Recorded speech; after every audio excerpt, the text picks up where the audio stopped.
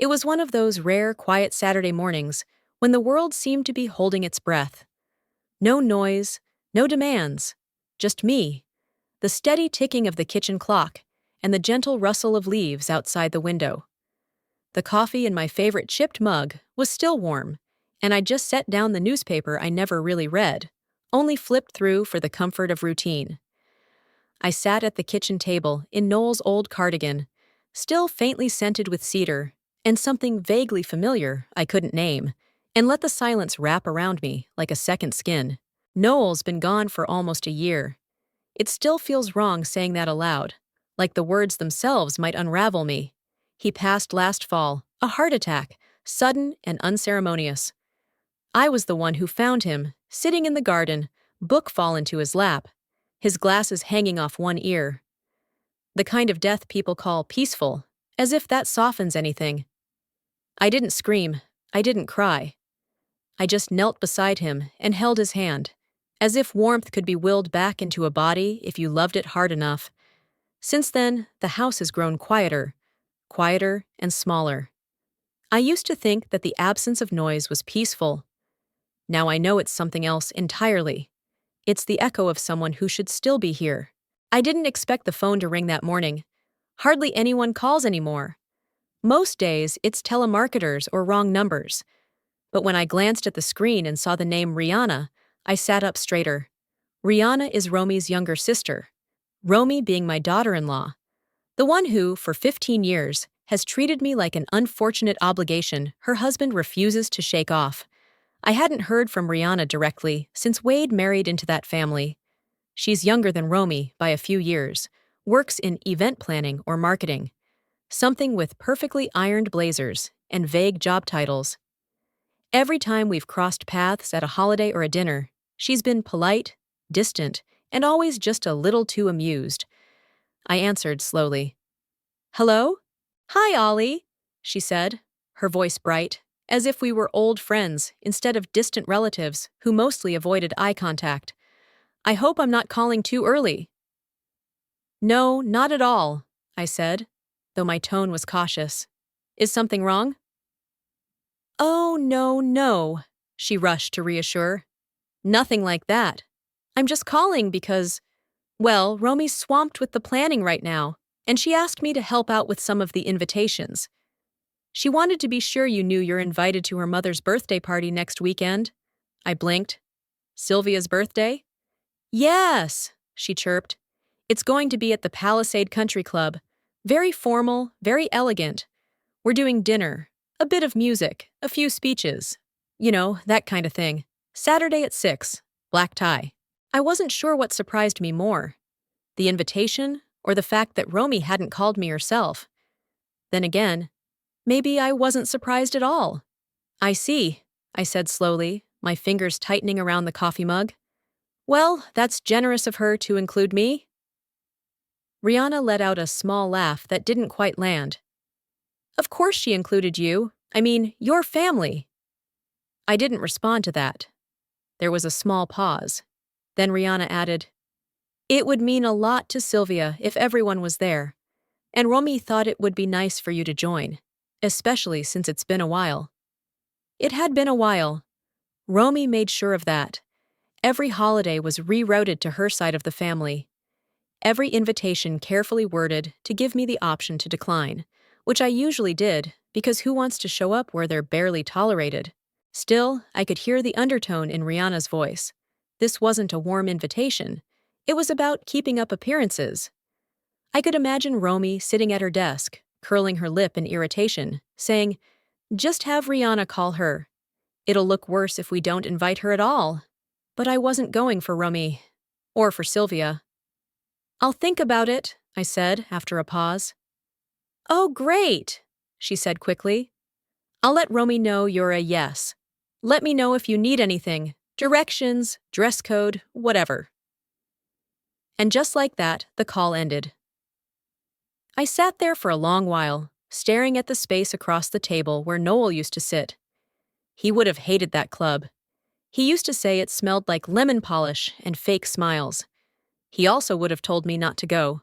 But I wasn't going for them, and I wasn't going to be seen. I was going because it felt, oddly, like something was shifting, like I needed to witness it, like I needed to remind myself, maybe them too, that I still existed. It's strange how people think they can erase you from a family one polite snub at a time. But some of us, quiet, patient, polite, have longer memories than they realize. I would go. I didn't know it then, but this was the last peaceful morning I'd have in a long while. Because the following Saturday, everything would start to unravel. On the road, by a broken-down car, with a stranger who would change the course of that day more than anyone in that country club ever could. And they never saw it coming. I wasn't even halfway through my coffee the next morning when the dread started crawling into my chest, like cold water seeping under a closed door. The invitation hadn't even settled, and already I was questioning it. What would I wear? What would I say? How many polite smiles and passive comments could I endure in one evening without breaking? I hadn't been to the Palisade Country Club in years. Not since Wade's engagement dinner, before Romy had made it perfectly clear that I wasn't the kind of mother-in-law she'd envisioned for herself. Too plain, too sentimental, too attached to old furniture and outdated ideas. I could still remember the way her mother, Sylvia, had looked at my cardigan that night, like it was something she might use to clean windows. Still, if I was going to walk into that building again, into their space, I needed to at least look like I belonged, even if I didn't feel it. So I decided to go to the mall. It had been a long time since I shopped for anything more formal than church clothes or a sturdy raincoat. Most days, I didn't care what I wore. Comfort mattered more now. But that morning, I stood in front of my closet, slowly sliding hangers past one another, and admitted to myself that nothing I owned would be good enough for a room full of people who judged you before you even sat down. The drive to the mall felt longer than it used to. I didn't go out as much these days. The parking lot was already half full by the time I arrived, and the sun was beginning to heat the inside of the car just enough to make me feel like staying put. But I didn't. I locked the doors, tucked my purse under my arm, and walked toward the entrance like a woman with a plan, even though I had none. The department store was bright and over-perfumed, with mannequins in sleek cocktail dresses standing like they knew exactly who they were supposed to impress. I wandered through rack after rack, fingers brushing past satin and chiffon. The saleswoman who eventually approached me was young and impeccably styled, with a voice that somehow managed to be both polite and disinterested. "Looking for something special?" she asked. I hesitated. "A formal event. Black tie." She glanced at my shoes. At the cardigan I'd worn out of habit. At my silver hair tied back with the same clip I'd used for the last 10 years. "This way," she said, turning before I could respond. She led me to a section where the price tags dangled like warnings. I didn't need anything extravagant, just something simple, dignified, and clean.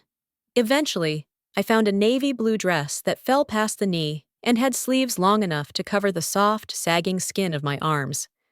It wasn't glamorous, but it was elegant in its own quiet way. I tried it on, and for a moment, I could almost see the woman Noel used to take dancing on their anniversary. Almost. As I stood in front of the mirror, I smoothed the fabric over my hips and tried to imagine myself walking into that club. Sylvia, with her perfect posture and skin tight from expensive creams. Romy, with her hair done professionally, her voice always a shade too loud when I entered the room. Wade, my son, who I hadn't had a proper conversation with in months, who hadn't once picked up the phone just to see how I was doing. And yet, I reminded myself, you're going for him, not for their approval, not for their praise, just to stand in the same room and remind him you exist, that no matter how far he drifts, there's still someone who remembers the boy who cried into your sweater when he broke his arm at 9.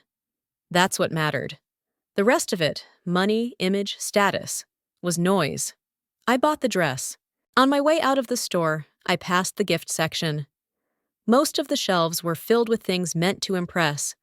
Oversized floral arrangements in glass cubes, absurdly priced candles, wine sets with French names I couldn't pronounce. But in the far corner of the display table something small and silver caught my eye. A photo frame. It wasn't flashy. It didn't sparkle. It didn't come with a box covered in gold foil or a designer logo. But it was solid, heavy in the hand, with a delicate pattern carved around the edges like ivy. It felt quietly beautiful. The kind of thing people overlook until they see what it holds. "A gift?" the cashier asked as she wrapped it in tissue. "For someone's mother," I replied. I left the mall with one shopping bag in each hand, feeling both too old and too foolish. The dress had cost more than I'd planned, and the frame, while modest, still felt too personal. I hadn't even chosen a photo to put in it, but it didn't matter. It wasn't really about the gift, was it? It was about standing there, holding something that said, "I showed up. I respected your occasion. I brought something thoughtful, even if you don't see it that way." When I got home, I set the dress on the bed and placed the gift box beside it. I stood there, studying the two as if they could tell me what was waiting in that polished ballroom. I still felt unsure. Not about the event, not even about Romy or Sylvia, but about myself. My appearance, my place. Whether I'd walk in and instantly be reminded of all the ways I no longer belonged. But I told myself, again, that this wasn't about being seen.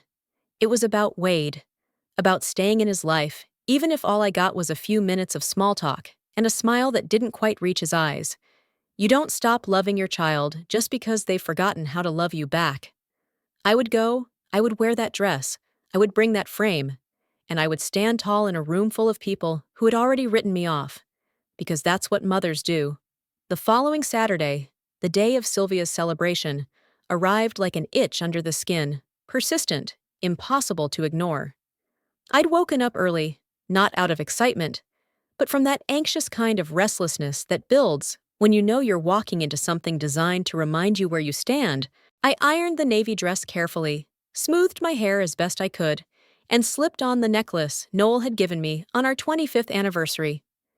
It was simple, a small blue pendant that matched my eyes. I didn't wear it often anymore, but today, I needed it. I needed him with me, in whatever small way was left. The wrapped silver photo frame sat in the passenger seat, neatly tied with a soft white ribbon.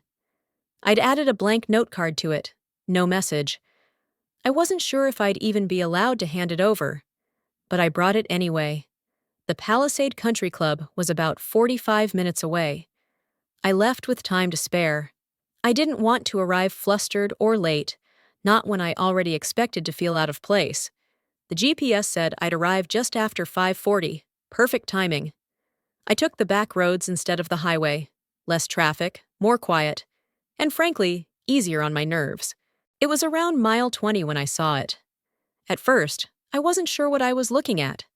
The car was parked awkwardly on the gravel shoulder, its hazard lights flashing against the fading light of the late afternoon sun. It wasn't the kind of vehicle you expected to see stranded. A glossy black Mercedes with rims that probably cost more than my kitchen. Next to it stood a woman, one hand shielding her eyes as she peered down the road, the other gripping her phone like it had betrayed her.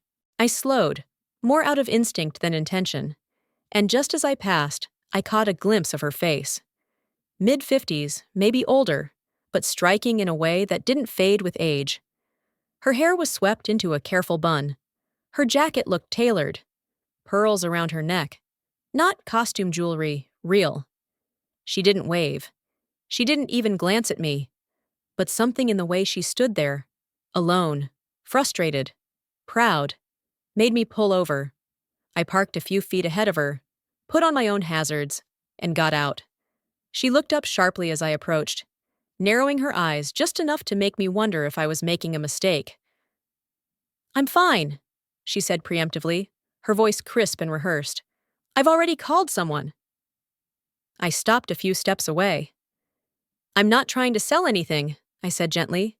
"Just saw your lights and thought I'd check." She hesitated, then sighed through her nose. "Flat tire. Useless piece of equipment. No jack. Can't believe I paid this much for a car that doesn't come with one." She gestured vaguely at the vehicle, as if it had personally insulted her. "I have one in mine," I offered. If it fits, I could help you get it changed. That earned me a skeptical look. She gave me a once-over, my modest dress, my sensible shoes, my hands already smudged with the faintest traces of road dust from opening my trunk. You know how to change a tire? She asked, not quite hiding the disbelief. I was married to a man who believed if you drive, you ought to know how to fix it when it breaks, I said. So yes. I do. She studied me a moment longer, then crossed her arms. You'll get dirty, I shrugged. I have napkins in the glove box. There was a pause. And then, with a tiny huff of breath that almost resembled a laugh, she stepped aside. Fine, if you're offering. I opened my trunk and pulled out the jack, thankful I'd kept it even after Wade told me to just call roadside assistance like normal people. I crouched down beside the Mercedes while she stood just behind me, arms still folded like she couldn't quite believe this was happening. My name's Boney, she said after a long silence. Ollie, I replied, my hand working the bolts loose. With an O. We didn't speak much after that. The work took about 20 minutes. She offered to help once, but I could tell it was more out of politeness than confidence in her ability. When I finally stood up, my palms dusty and my back protesting, she handed me a moist towelette from her purse and watched as I cleaned up with the precision of someone used to scrubbing dishes, not engines. Where were you headed? She asked as I tossed the rag into a plastic bag. An event, I said. A birthday party. She arched a brow. In that dress? Not originally, I admitted. I was going to change once I got there. Now I might be going in like this. You'll be late. I know. She tilted her head slightly. And you stopped anyway? I met her gaze. Wouldn't have felt right just driving past. Something in her expression shifted then. Not softening exactly, but reevaluating. Like she was resorting who she thought I was. For a moment, neither of us said anything. Then she reached into her purse, pulled out a sleek business card, and handed it to me. You're unusual, she said. Is that a compliment? I asked, wiping my hands once more. Maybe, she said, or maybe just an observation. She offered a quick nod, then walked back toward her car. I waited until she was back in the driver's seat, engine humming, before I returned to mine. As I pulled away, I checked the time, 5:56. I was going to be late, and my hands were no longer spotless. But somehow, I didn't regret it. It wasn't a grand act. It wasn't noble. But it was something. A reminder, maybe, that some of us were raised to stop when we see someone stranded, no matter how clean or expensive or well-dressed they look. I thought about Sylvia's polished world, the way she'd look at the dirt under my nails with a wrinkle of her nose. I imagined Romy whispering something sharp as I walked in, barely concealing her irritation. But I kept driving anyway, because sometimes dignity has nothing to do with how you're dressed or who's watching.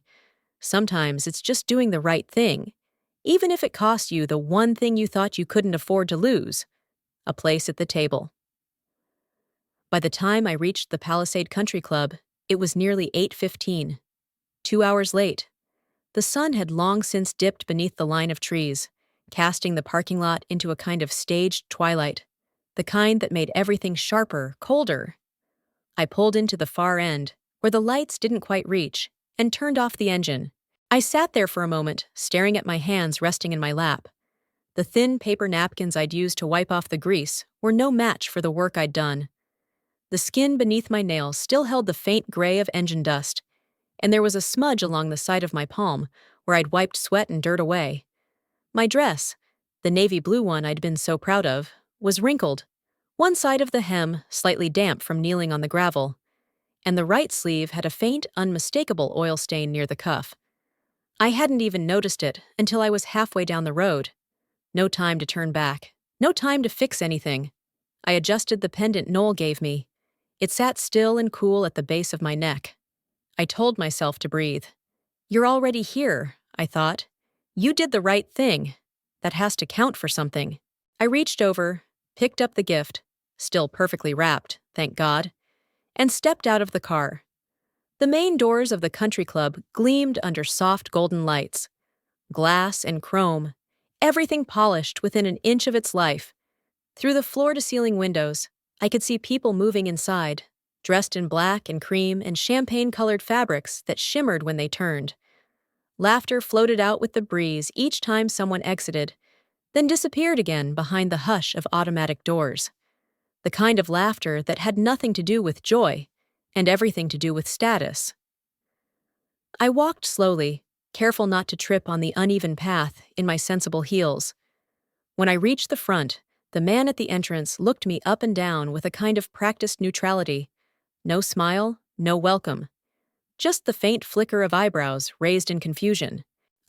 Name? He asked, already unsure. Ollie Henderson, I said. I'm here for Sylvia Granger's birthday. He hesitated a beat too long, then glanced toward the doors. One moment. He slipped inside. I stood there alone for a full minute before the doors opened again, and out stepped Rihanna, followed by Romy, my daughter-in-law. Rihanna's expression faltered for the briefest moment when she saw me. Then she pulled it back into that signature smile of hers, tight-lipped, glossy, and hollow. Ollie, she said, her voice too loud and too slow, like she was speaking to someone hard of hearing. We didn't think you were coming. Romy didn't bother pretending. Her eyes scanned me head to toe, and what she saw clearly disgusted her. You're late, she said sharply, stepping forward, arms folded over the bodice of her glittering pale gold gown. And what are you wearing? It's what I had planned to wear, I said, steady but quiet. I ran into a woman on the road. Her car broke down. I helped her fix a flat. You stopped to fix a tire? She repeated, incredulous. On the way to my mother's birthday? She was stranded, I said simply. Rihanna let out a small laugh, trying to soften the moment, but it sounded like she was trying not to gag. That's sweet, she offered, glancing sideways at Romy.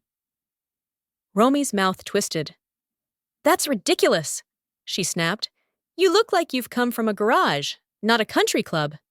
I opened my mouth, but the words caught in my throat, so instead, I offered the gift. I brought this for Sylvia. Romy didn't take it. She just looked at the package in my hands like it was a dishcloth. Honestly, Ollie, she said, voice flat, this is not appropriate. You should have called if you were going to be this late. Everyone's already eaten. The photos are done. You missed the speeches. I didn't come for the food, I said quietly. Or the photos. At that moment, I heard a voice behind them. Mom? Wade stepped out into the light. He looked immaculate, of course. Dark suit, white shirt, hair perfectly styled. But his face shifted the moment he saw me. His jaw tensed. His eyes, so like Noel's, once so full of warmth, darted to my stained cuff, to the flattened hem of my dress, to the paper gift bag in my hand. For a moment, something flickered in his expression. Something like shame. Wade, I said, trying to smile. Sorry I'm late. He looked at Romy, then Rihanna, then back at me. What happened? She stopped to fix a stranger's flat tire, Romy said, rolling her eyes. Can you believe that? Wade's mouth opened, then closed. You fixed a tire? He repeated. Yes, I said. She was alone. There was a long, awful silence. Then Romy turned toward the club doors. You can't come in like that. I'm sorry, but it's just not going to happen. Not with how you look. Romy, Wade said, but it was weak. No, she snapped. I won't have my mother's birthday turned into some pity parade because someone decided to play mechanic on the side of the road. Rihanna made a small sound, half amusement, half discomfort, but didn't say a word. I stood there, still holding the gift, still wearing the pendant, still trying not to show my shaking hands.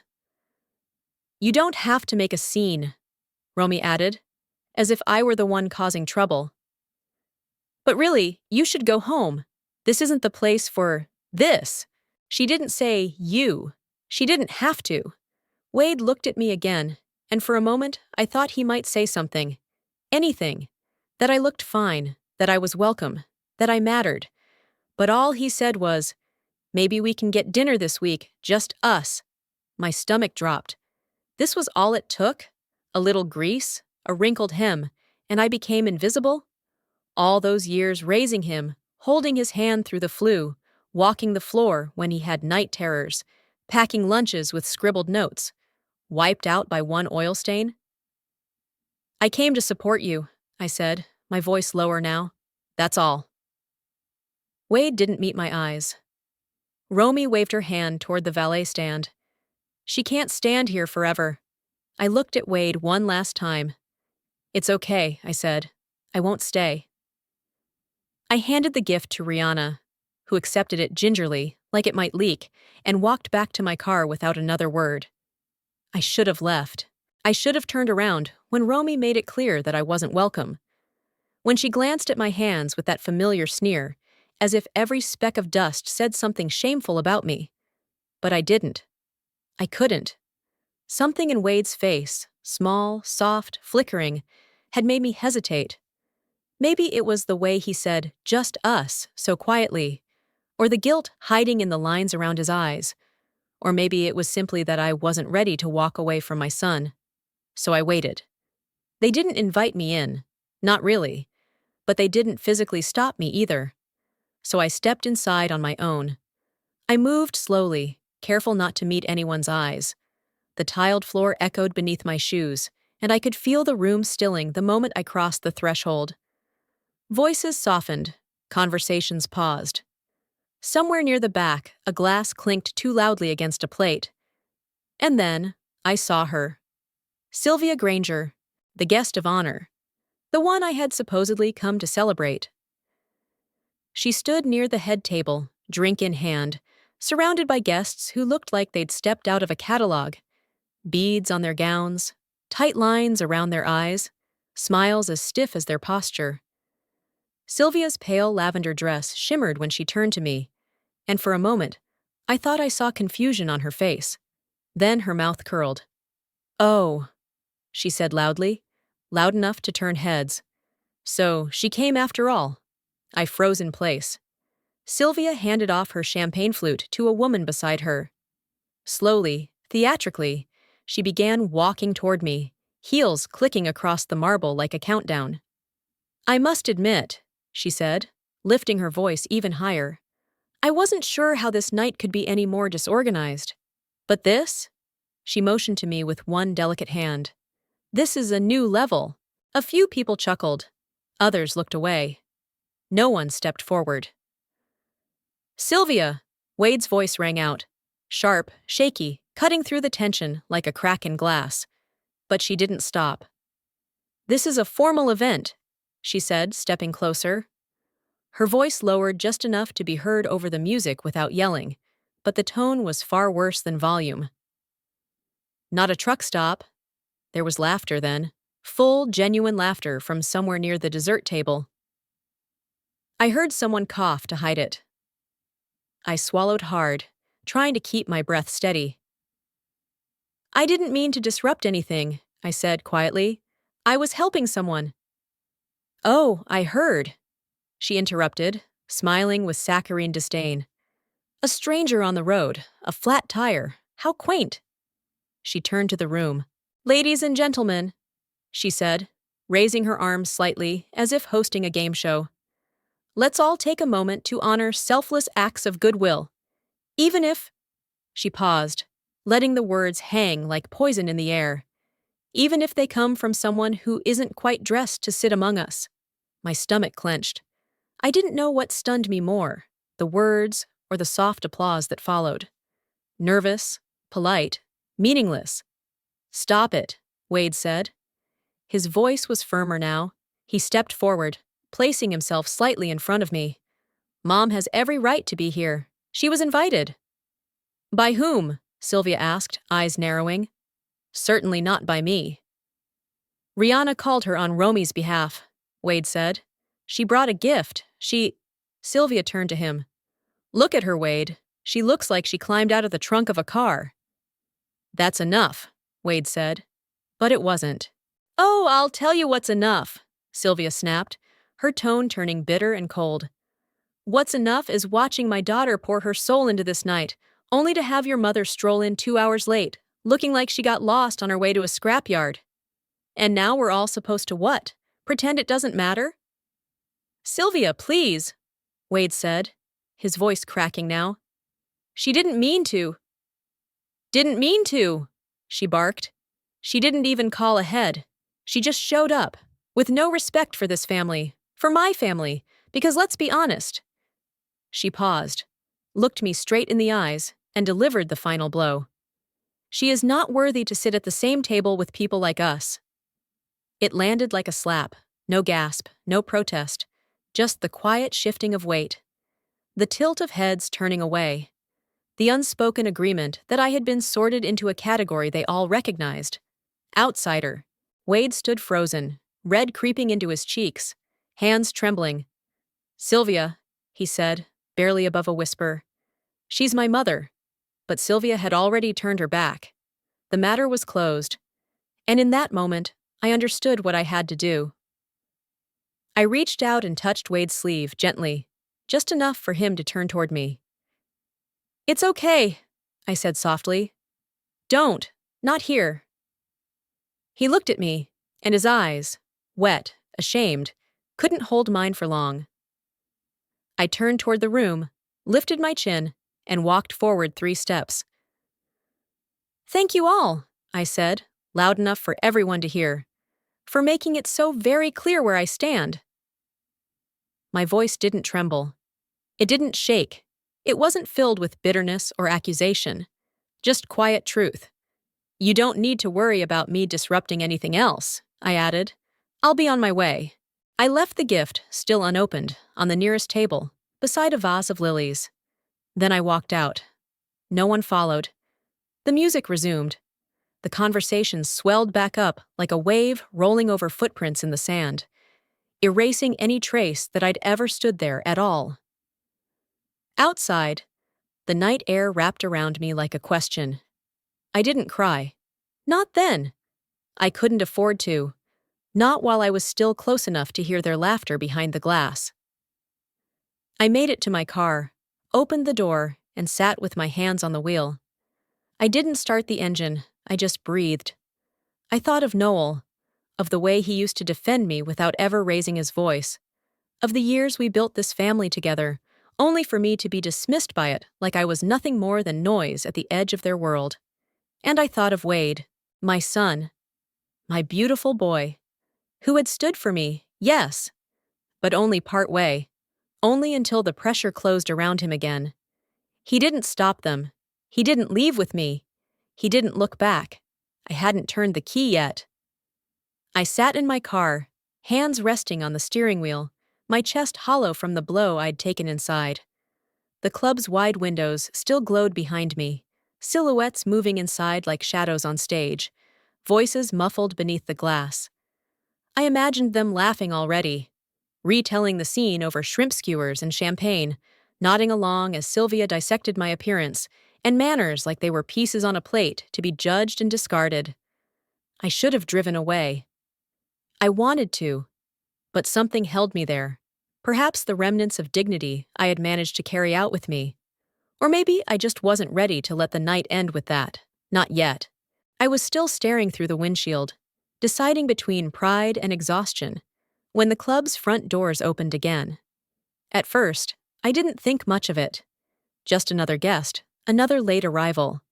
But then I saw her. Boney.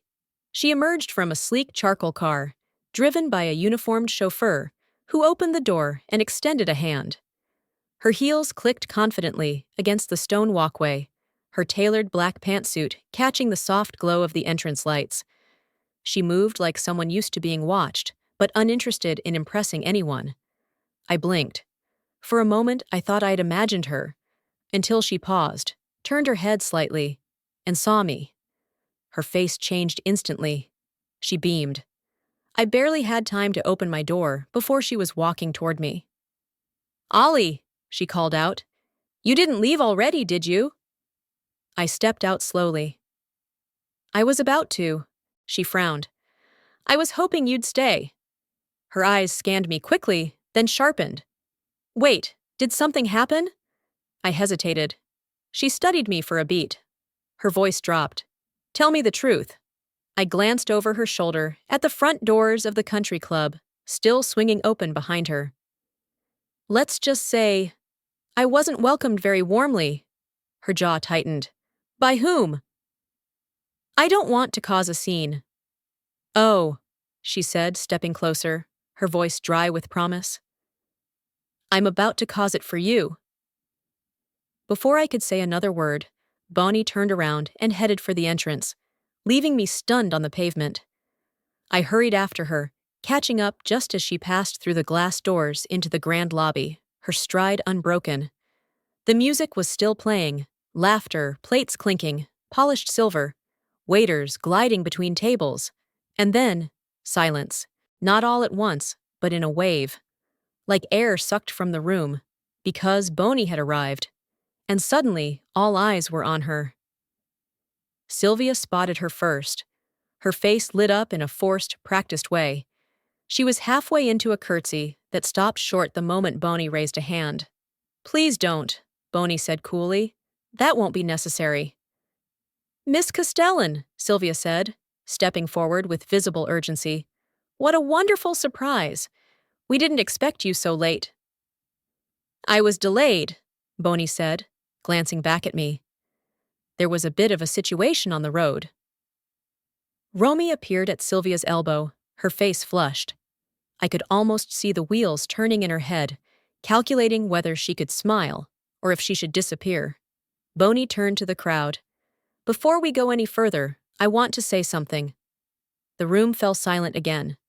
She pointed to me. This woman right here, Bonnie said, her voice clear and unwavering, is the reason I'm standing here at all tonight. She walked toward me, rested a hand gently on my shoulder. I had a flat on the way here. Everyone else passed me by. Everyone. Except her. She turned back to the crowd. Dressed in formal wear, probably late to something important, she still pulled over, crawled under my car in a dress, changed my tire, wiped the grease off my hands when I couldn't do it myself. And you know what she said to me when I asked why? Bonnie looked around, her gaze landing directly on Sylvia. She said, it wouldn't feel right just driving past. The room didn't breathe. Bonnie smiled, but it was tight, controlled, the kind of smile used by people who know exactly how much power they carry. And now I walk in, she said, her voice rising slightly, and find out she was made to feel unwanted, embarrassed, after she just made my night possible? No one moved. A few people shifted uncomfortably in their chairs. I was told this was a celebration, Bonnie continued, and that I would be meeting the Granger family, the same family who wants me to partner with them on a very expensive project. But I have to admit, now I'm wondering if that would be a mistake. Sylvia's smile cracked, like paint on old porcelain. Miss Castellan, please, this is all a misunderstanding. Ollie is Wade's mother, and of course she's welcome. She was humiliated, Bonnie cut in sharply, by you, in front of a room full of strangers. Sylvia opened her mouth, but nothing came out. Romy stepped forward, trying to salvage it. We didn't know who she was. She's a person, Bonnie said. Isn't that enough? And that was it. That was the moment the room turned. No longer amused, no longer whispering. Just watching as everything Sylvia and Romy had built in that club began to unravel. Wade was there too, standing in the same spot where I'd left him, his eyes wide. Shocked, and maybe, just maybe, ashamed in a way that finally reached past his pride. Bonnie turned to me again, her voice softening. Would you walk in with me now? I hesitated. Not because I wanted revenge. Not because I wanted attention. But because I realized, standing beside her, that the rules they'd used to define my worth didn't matter anymore. I nodded. She looped her arm gently through mine. Let's get you a glass of something strong, she whispered with a wink. And together, we walked in. Sylvia didn't move. Romy didn't speak. The family that had dismissed me with laughter now sat frozen in silence, staring as the woman they'd ignored became the one person the room revolved around. And me? I didn't need to say a word. Because sometimes the most dignified thing you can do is simply be seen by the right person. It was the sound of forks gently hitting porcelain that followed us in. Not applause, not welcome, just that awful scraping hush that comes when people realize the hierarchy they built is unraveling, and they might be standing on the wrong side of it. Bonnie walked beside me with the quiet assurance of someone who didn't need anyone's permission to belong. Her arm looped through mine, her pace steady and measured, like a deliberate message to every pair of eyes watching us. She came in with me. We stopped near the head table. "Before we sit," Bonnie said, her voice calm but loud enough for everyone to hear, "there's something I need clarified." She turned slowly toward Sylvia and Romy, who stood stiff and exposed in front of their guests. Sylvia's smile had gone brittle, and Romy's hands were clasped so tightly in front of her that her knuckles had gone pale. Wade was still frozen near the edge of the table, looking at the floor. "I want to be sure I'm understanding things correctly," Bonnie said, now addressing the entire room. "The woman who helped me, who pulled over on the side of the road, stained her dress and hands so I wouldn't be left stranded in the heat, is Ollie Henderson, mother of Wade, and apparently the object of this family's very public scorn tonight." She turned toward me. "Is that right, Ollie?" I hesitated and then nodded once. Bonnie exhaled slowly, looked around the room again. "Can someone please explain to me why she was treated like she didn't belong here?" The question struck like lightning, simple, direct, but leaving nowhere to hide. Sylvia let out a nervous laugh. "Oh, no, that's not what happened. Ollie was simply late, that's all. There was some confusion about the dress code." "Dress code?" Bonnie interrupted sharply. "You're telling me that because of a dress code, you insulted her? In front of 50 people?" Romy stepped forward. "Miss Castellan, I think there's been a misunderstanding. My mother was just overwhelmed. We'd already done the speeches, and there was no time to prepare another seat." "That's interesting," Bonnie said flatly. "You had time to prepare a public insult, but not a chair?" Romy swallowed hard. "It wasn't personal. It was just the timing. Let me help you," Bonnie said, stepping forward. She walked in late wearing a wrinkled dress. Did anyone stop to ask why? Did anyone think to wonder what kind of person stops to help someone she doesn't know on the way to an event she's already nervous about?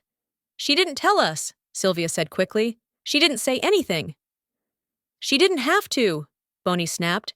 "You judged her the moment you saw her." The silence was immediate and stifling. A few guests began shifting in their seats. Some looked embarrassed. Others sipped their drinks with desperate interest, trying to appear removed from the tension. But everyone was listening. Everyone knew what they had seen. Bonnie turned back to me. Her tone softened, but only slightly. "Ollie, where were you sitting before?" I shook my head gently. I wasn't. "Because no one made space for you?" she asked. I nodded again. Bonnie turned back to the hosts.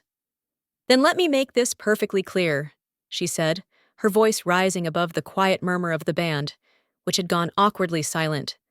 "I'm not here to fund a project for a family that humiliates someone like her. I don't need photo ops. I don't need champagne. I don't need whatever pretentious vision you've stuffed into a binder full of numbers." Sylvia looked as if she'd stopped breathing. Bonnie walked to the head table and pulled out the empty chair to her left. She turned to me. "You will sit here, beside me, or I will leave." The air changed. Gone was the forced civility. Gone was the performance. What remained was something raw and undeniable. Someone with power drawing a line, not in ink, not in words, but in action. Romy stepped forward, panic rising in her voice. "Miss Castellan, please, there's no need to make this—" "It's already been made," Bonnie said, her tone now final. "You made it when you stood there and let your mother tell the most decent person in this room that she wasn't worthy to sit at your table." She looked over her shoulder at me. "I don't care what she's wearing. I care about who she is. You all should have, too." And that was it. You could see the calculation shifting behind every face at the table. Guests looked from Bonnie to Sylvia, from Sylvia to Romy, then back to me. You could feel the weight of reputation pressing down on the hosts, of what it would mean if Bonnie walked out now, what story that would tell beyond these walls. Sylvia stepped aside. It was not graceful. It was not generous. It was pure, cold self-preservation. But she moved. So I walked forward. Bonnie held out her hand, and I took it. I sat down beside her at the head table, across from Romy, who stood unmoving, her eyes hard, her lips drawn tight in a smile that barely contained her fury. Sylvia tried to laugh again. "Well, I suppose that's settled," she said. "Why don't we—" "No," Bonnie interrupted. "We'll settle it when you apologize." Sylvia froze. "To her," Bonnie said, "in front of everyone." The pause was long, too long, but eventually, with every guest watching, Sylvia looked at me and said, "I'm sorry, Ollie. I should not have said what I did." It was the most forced sentence I'd ever heard from her. Still, I gave her a nod. Because dignity is not about dragging people down to your level. It's about staying above their worst moments. The music resumed softly behind us. People began to murmur again. The tension hadn't disappeared, but it had shifted, now sitting squarely on the shoulders of those who had tried to pretend their cruelty was tradition. I leaned toward Bonnie slightly. "You didn't have to do that," I said. "Yes, I did," she replied, "because if I didn't, I'd be exactly like them, and I'd rather sit beside someone who changed my tire in the dirt than across from someone who doesn't know how to treat another human being." We raised our glasses. Mine was water, hers was champagne, hers. But they clinked just the same. By the time the main course was served, the mood in the hall had shifted like wind before a storm. The band played, yes, but softer now. Guests whispered rather than laughed, unsure where to place their eyes. The energy in the room was no longer anchored to Sylvia or Romy, not even to the glittering table arrangements or the curated elegance of the evening. It had settled, quietly and unmistakably, around Bonnie. She hadn't raised her voice since the ultimatum. She didn't need to. Her calm, composed presence at the head of the table, with me at her right side, had said everything. The very people who had judged me were now keeping their eyes low, their forks clinking awkwardly as they chewed meals they no longer tasted. And yet, Sylvia and Romy tried to salvage it. I could feel it in the way Sylvia suddenly performed grace and manners with guests, as if a public apology could erase private cruelty. Romy, seated across from us, spoke in a stiff, bright voice to the woman beside her about future collaborations, her posture perfect, her smile never reaching her eyes. Wade barely touched his food. He sat farther down the table, caught between the woman who raised him and the one he chose. His head was lowered. I could see his jaw tense each time someone addressed Bonnie as Miss Castellan. He hadn't known. None of them had. But the time for secrets was over. It was near the end of the meal, just as dessert was being cleared, when Bonnie set down her spoon and dabbed her lips with her napkin. Then, placing her hands lightly on the table, she addressed the room with the same ease she might have used in a boardroom. "I'd like to say a few words," she said, without raising her voice. The room stilled. "Some of you already know who I am," she continued. "Others may have heard my name tonight for the first time, but I believe introductions should be clear when business is involved." She looked directly at Sylvia. "I am Bonnie Castellan, Senior Managing Partner of Castellan Ventures. I came tonight as a potential investor. Romy and Sylvia's proposal landed on my desk 3 months ago, through a mutual acquaintance. I was told that the Granger family was launching a luxury development company and that they were looking for a founding partner to match their ambition." A ripple moved through the guests. I could see heads turning. A man to my left sat up straighter. One woman leaned closer to her husband, whispering something in surprise. Bonnie smiled faintly, but it did not reach her eyes. "My firm invests in many ventures, hotels, resorts, tech startups. But we never fund projects based on projections alone. We don't partner with numbers, we partner with people. and character is not something you can fake on paper. Sylvia's spine stiffened. Romy looked visibly paler. I attended this party tonight because I wanted to see the Grangers outside the pitch. I wanted to watch how they moved, how they treated the people they didn't need to impress. That, to me, is worth more than any market forecast. The room was breathless, and so, tonight, I saw everything I needed to see. She paused, letting the silence settle. I watched a woman, kind, selfless, and genuine, be humiliated in front of a crowd, dismissed over a wrinkle in her dress, rejected like she was disposable. And why? Because she wasn't polished enough? Because she didn't match your image of what success should look like? She turned her full gaze now on Sylvia, then Romy. Ladies, this may be your party, but you failed the test. You showed me how you treat someone you consider beneath you. And I want no part in building anything with people like that. Sylvia opened her mouth, but Boney held up a hand. No, thank you. I've made my decision. She turned slightly in her seat and looked directly at me. If I'm going to invest in anything tonight, she said, it'll be in people like her. People who stop when no one else will, who help without asking for anything, who show grace even when humiliated. The room was frozen. There was no polite applause, no polite laughter, just stunned silence and the shifting of futures as Boney's words settled into reality. I will not be funding your project, she said, once more to Sylvia. And I will be advising others in my circle to take a second look before putting their name beside yours. It was a death sentence for their business, and they all knew it. Boney leaned back in her chair, took a sip of her champagne, and smiled, genuinely now, at me. You saved me twice this week, Ollie, she said. First on the road, and now from making a very expensive mistake. I smiled, not because I'd won anything, but because, for once, someone had seen me clearly. Across the table, Sylvia sat like stone. Romy's eyes were glassy, her mouth pressed in a hard line. Wade looked between us, his face filled with something I hadn't seen in a long time. Understanding. And then came the most unexpected moment of all. The first toast of the evening. Boney raised her glass. To character, the one currency you can't buy. And one by one, others raised their glasses too. Not everyone, but enough. Enough to know the message had landed. And enough to finally feel like, in that cold, manicured room, I mattered. The evening didn't end with fireworks or shouting. It ended quietly.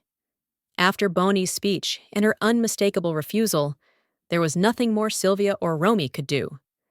Not even their wealth, or what remained of it, could smooth over what had just happened in front of nearly 100 guests. You could see it in the way the room began to empty itself slowly, one polite excuse at a time.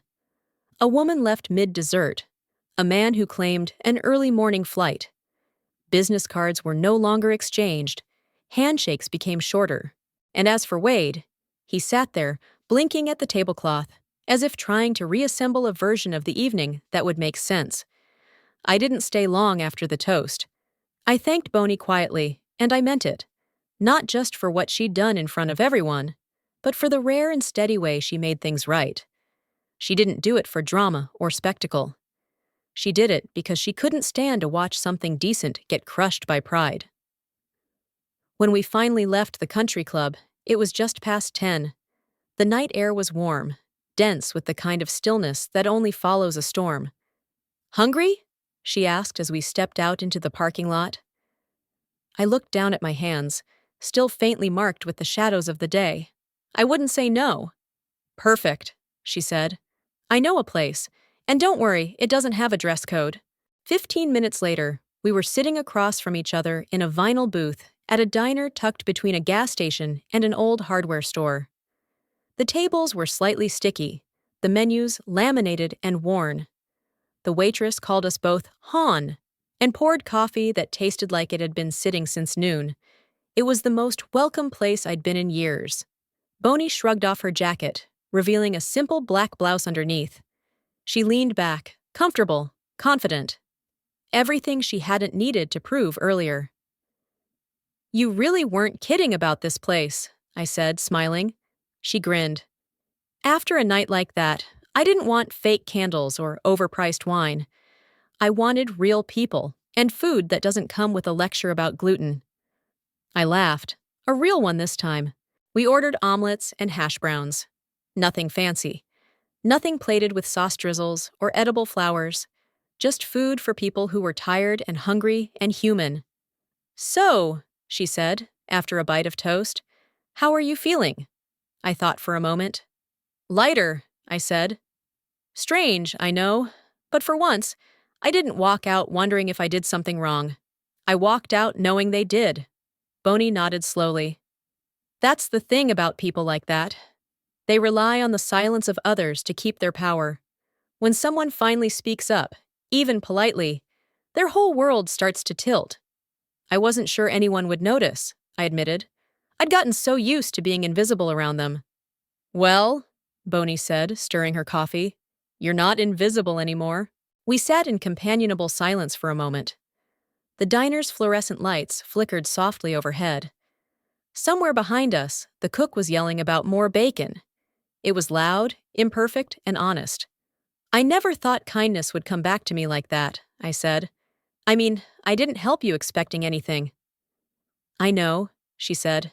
"That's why it mattered." There was no big moral, no dramatic summing up, just that simple exchange. Kindness returned, not repaid, not owed, just given back. She leaned forward. "You know what struck me most? That you didn't defend yourself, not even when you had every right to." I shook my head. I was tired, and I didn't think it would change anything. "But it did," she said, "because you held your dignity, and sometimes that makes more noise than shouting ever could." I sipped my coffee. It was lukewarm, a little bitter. Perfect somehow. "I didn't think I'd ever feel proud of myself again," I said quietly. Boney's voice softened. "Ollie, you were never the one who needed to change. You were always enough. They just couldn't see it." I looked out the window. Beyond the neon sign of the diner, the road stretched into the dark. Quiet. Open. Waiting. For once, it didn't feel like something I had to survive. It felt like something I could move through. Slowly, maybe, but forward. "I lost my husband last year," I told her. "He was the one who kept me steady." Boney reached across the table, resting her hand on mine. "Then tonight, you did him proud." I felt the tears rise, but this time I didn't hide them. They weren't from pain. They weren't from shame. They were from relief. The kind that comes when someone finally sees you for what you've always tried to be. When the check came, Boney didn't let me touch it. "You saved me from the side of the road," she said. "I'll take care of the coffee." We walked out together. Not in silence this time, but with the ease of people who had been through something meaningful and knew it. Before parting ways, she hugged me. A real hug. The kind that says, "I'll remember you," and I believed her. That night, I didn't go home broken. I went home rebuilt. I realized something then. Something I think I had forgotten over the years of being overlooked and quietly pushed aside. True kindness does return. Not always quickly, not always from the people we gave it to. But it comes. It finds its way back. And sometimes, it walks in with heels and a briefcase, pulls out a chair at a glittering table, and says, "She sits here, with me."